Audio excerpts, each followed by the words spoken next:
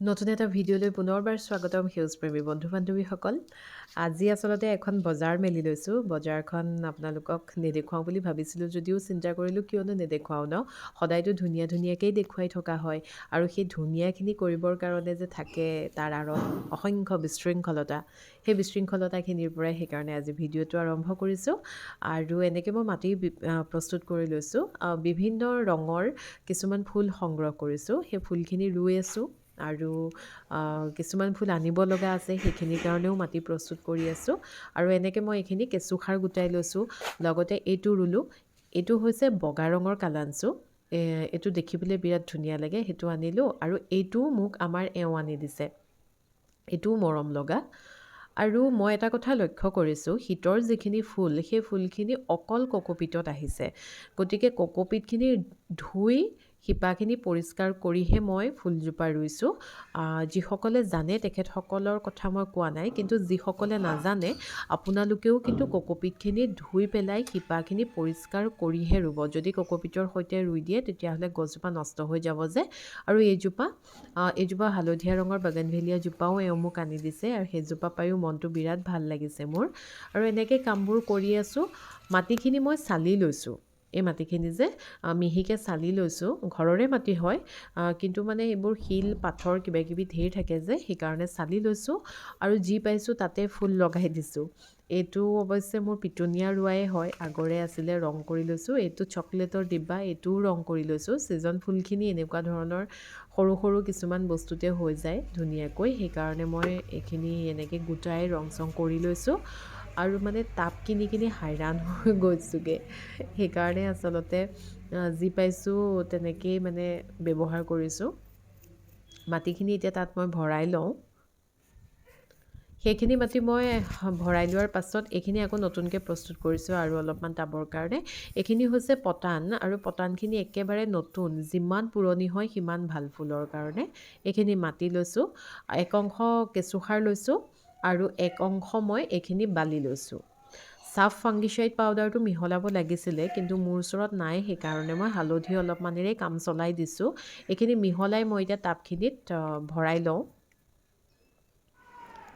এটা বস্তু আপোনালোকক দেখুওৱা হোৱাই নাই, এইখিনিও মই ৰুলোঁ। এইখিনি হৈছে আপোনাৰ নেষ্ট্ৰেচিয়াম, জেৰেনিয়াম, পেনজি, এনেকৈ কিবাকিবি মানে বিভিন্ন প্ৰজাতিৰ ফুল কিছুমান ৰুইছোঁ।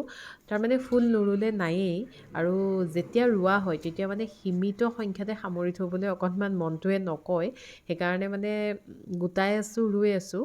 আৰু এইখিনি মাটিখিনি মই ধুনীয়াকৈ ইয়াত ভৰাই পেলাই মানে ৰেডি কৰি থৈছোঁ। পুলি আনি ৰুই দিম মাত্ৰ। কালাঞ্চুকেইটা ইয়াতে থৈ দিছোঁ এতিয়া ছাঁ ঠাইত।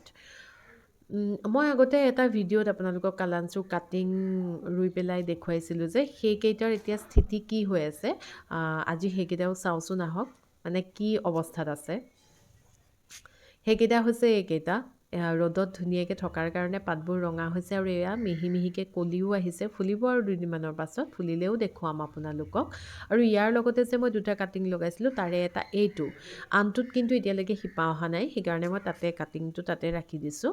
আৰু এই গোলাপজোপা চাগে আপোনালোকৰ মনত আছে যিসকলে ভিডিঅ' চাই আছে। এইজোপাও টাবটো ৰং চং কৰি ইয়াতে ৰাখি থৈছোঁ এতিয়া বৰ্তমান। শীতৰ ফুলনি, তাতে যদি ডালিয়া ফুল নাথাকে তেতিয়াহ'লে ফুলনিখন মোৰ অসম্পূৰ্ণ যেন লাগে। মই ডালিয়া ফুলৰ পুলিকেইটা অৱশ্যে কিনা নাই, আমাৰ বৰ্তাহঁতৰ ঘৰত আছে, ডালিয়া বহুত আছে। তেখেতসকলৰ ঘৰৰ পৰা মই আচলতে ডালিয়াৰ 5টা কাটিং লৈ আহি বালিতে গুজি মাৰি থৈছিলোঁ। আজি চালোঁ ইমান ধুনীয়াকৈ শিপাবোৰ আহিছে, সেইকাৰণে ৰুই দিওঁ বুলি ভাবিছোঁ। ডালিয়া ফুলবোৰ আচলতে টাবত, যিমান ডাঙৰ টাবত দিলেও বৰ ভাল নহয় বাহনটো। সেইকাৰণে মই কোৰখন লৈ নিজে জেগা এটুকুৰা উলিয়াই গাঁত 5টা খান্দি লৈছোঁ এনেকৈ। আৰু এতিয়া মই ইয়াত পুলিকেইটা ৰুই দিম। পুলিকেইটা ৰুবৰ কাৰণে কেনেকৈ কি মেৰামতি কৰি ল'ব লগা হৈছে গাঁতকেইটাত, আপোনালোকে ভিডিঅ'টো চাই থাকক, তেতিয়া গম পাই থাকিব। আমাৰ যিহেতু গোটেই চোতালখন সম্পূৰ্ণ বালি, আৰু সেইকাৰণে মই গাঁতকেইটা খান্দি লোৱাৰ পাছত ইয়াত মই অলপ এনেকৈ শাক পাচলিৰ বাকলিৰ পৰা প্ৰস্তুত কৰা সাৰ আছিলে, সেয়া সাৰ দিছোঁ। লগতে এয়া শুকান গোবৰ এনেকৈ দি লৈছোঁ। কিমানখিনিলৈকে ভাল হয় মই নাজানো, কিন্তু মানে মই কৰি চাওঁচোন ফলাফলটো কেনেকুৱা হয় আচলতে সময়তহে গম পাম। আৰু সেইখিনিৰ ওপৰতে মই এনেকৈ অলপমান হালধিৰ গুড়ি দি লৈছোঁ।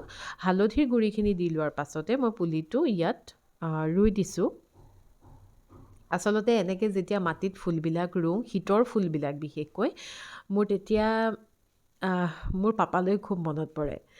মই অকণমান আৱেগিক হৈ গৈছোঁ, কাৰণ সৰুৰে পৰা মই দেখি আহিছোঁ পাপায়ে খুব ধুনীয়াকৈ শীতৰ ফুলনিখন পাতে, ডালিয়া ফুল ৰুইছিলে বা নাৰ্জী ফুলবিলাক ইমান ধুনীয়াকৈ ফুলনি পাতিছিলে। আৰু পাপাৰ বৰ্তমান মোৰ মাৰ ঘৰত ফুলনি পাতিবলৈ কোনো নাই।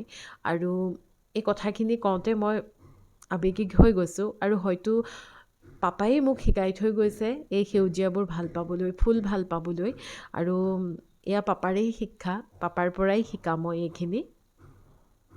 আৰু এনেকৈ ছাঁ পৰি থাকিবৰ কাৰণে কলগছৰ এইখিনিও পাপাই আগতে এনেকৈ কৰি থৈছিলে।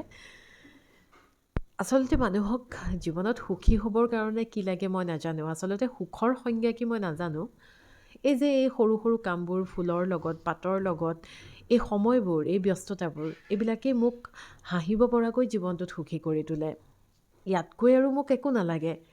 আৰু এই ব্যস্ততাবিলাককে আপোনালোককো ভিডিঅ' আকাৰত মই প্ৰেৰণ কৰি সমানে ভগাই ল'বলৈ যত্ন কৰিছোঁ। আৰু আপোনালোকে যদি মোৰ ভিডিঅ'সমূহ চাই ভাল পাইছে, তেতিয়াহ'লে আপোনালোকে অনুগ্ৰহ কৰি ছাবস্ক্ৰাইব কৰি ল'বচোন। আৰু এই দুটা পুলিও আনিলোঁ। এই দুটা আপোনাৰ হেঙিং ভিংকা, ওলমা নয়নতৰাৰ পুলি। হেঙিং টাব নাই কাৰণে মই এই মাটিৰ টাবটোতে লগাই দিছোঁ। এইটো অকণমান লেতেৰা হৈ আছে। এনেকুৱা দুটা ৰঙৰ দুজোপা আনিছোঁ আৰু এনেকৈ ৰুই থৈছোঁ। ফুলবোৰ ৰুই এতিয়া আজৰি হৈছোঁগৈ। এতিয়া মাত্ৰ ফুলাৰ অপেক্ষাৰত আমিবোৰ। আশা কৰোঁ আজিৰ এই অকণমানি ভিডিঅ'টো মোৰ বাগিচাৰ এই কামখিনি, শীতৰ বাগিচাৰ প্ৰস্তুতিখিনি আপোনালোকে চাই ভাল পালে। আজিলৈ আহিছোঁ। ধন্যবাদ। ভালে থাকক, কুশলে থাকক।